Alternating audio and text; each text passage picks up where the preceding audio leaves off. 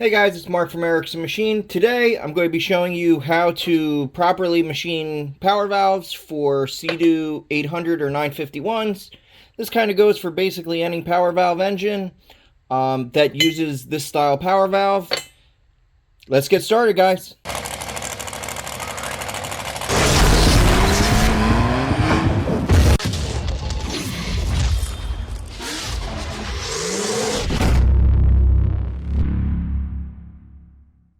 Hey guys, first I want to thank everybody that went to ericksonmnp.com and got merch. Greatly appreciated. Just remember, we're doing a giveaway. So if you guys have purchased any of our merch before, tag us on Instagram with a picture of you with our stickers, our t-shirts, anything like that. And one of you is going to win basically a free top end. So thank you for everybody that's gone. If you want to win, now you know how to enter. That's for the 10K giveaway. We greatly appreciate it. So now we're working on a Seadoo 800. We're getting ready to machine the power valves. So I want to show you the way we do it. So this Seadoo 800, the customer had done the old grinder method. I don't know if you can see, where they basically take a grinder and just grind it off so the oversized piston doesn't hit it. Now, that kind of works, but it really doesn't work well.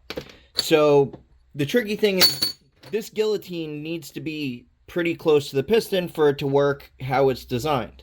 Normally around 0.5 millimeter away. So the way we do it is we take a standard cylinder, we take the sleeve out of it, and we machine it from there. Now with a Seadoo 951, we do the same thing with a 951 cylinder. This works for DASA and ET, TP, all the other companies.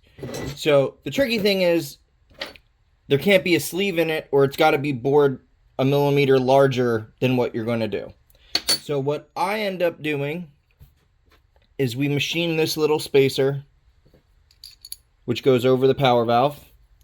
Then obviously you take a clean power valve body,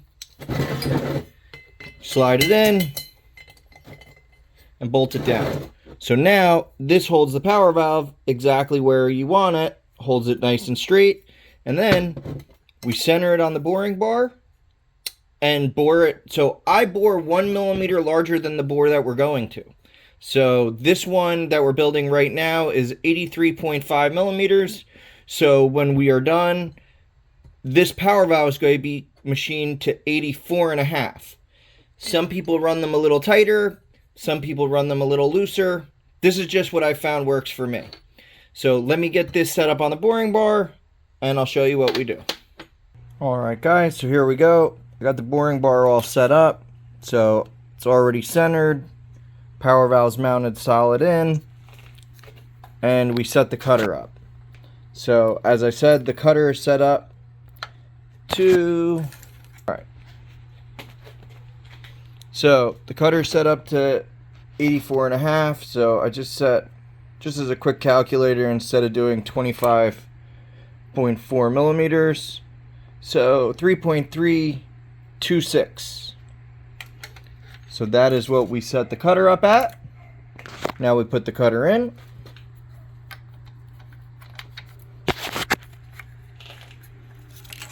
Send it home. Let her do some work. Now we'll run it down. Unfortunately, most of this you're not going to be able to see. And then just let her feed.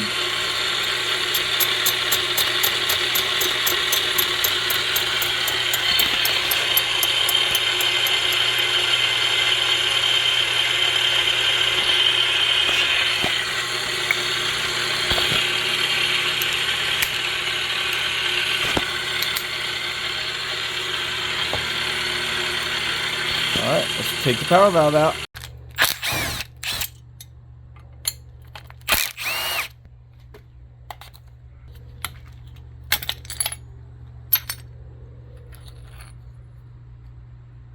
Perfectly cut power valve. Now all we'll do after this is I'll just radius these ends She's ready to rock and roll. Let's do the other one.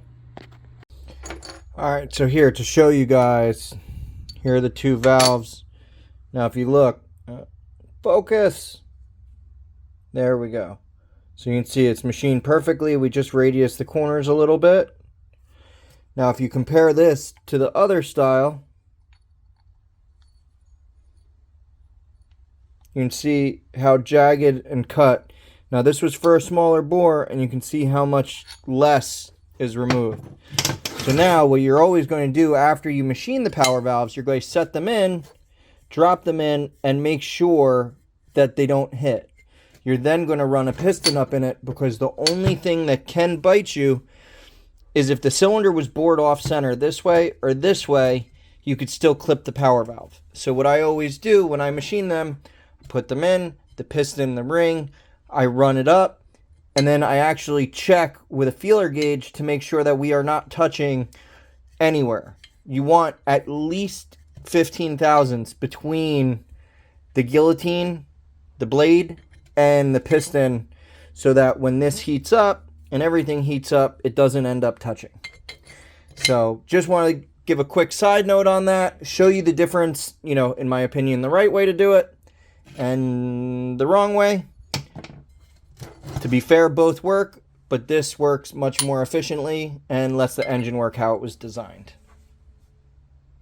Alright, so here we go. These are the two finished machine cylinders with the two cut power valves.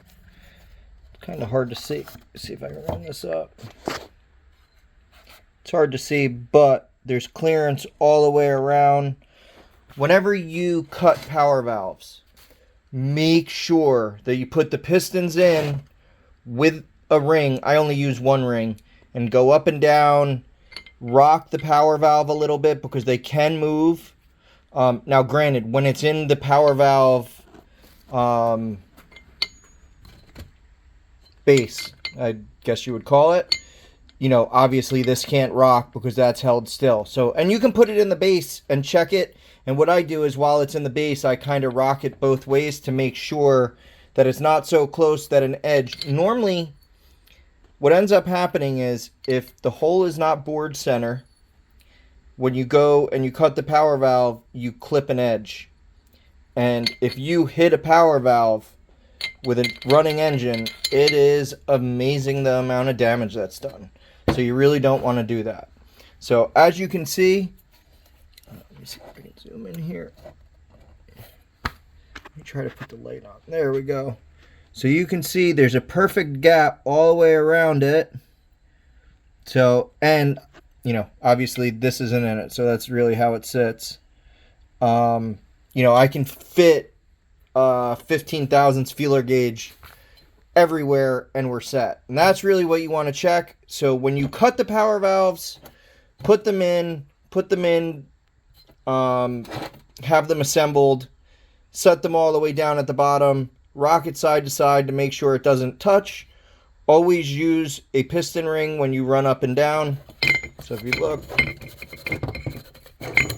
try and do this with one hand. As you can see, there's a piston ring on it.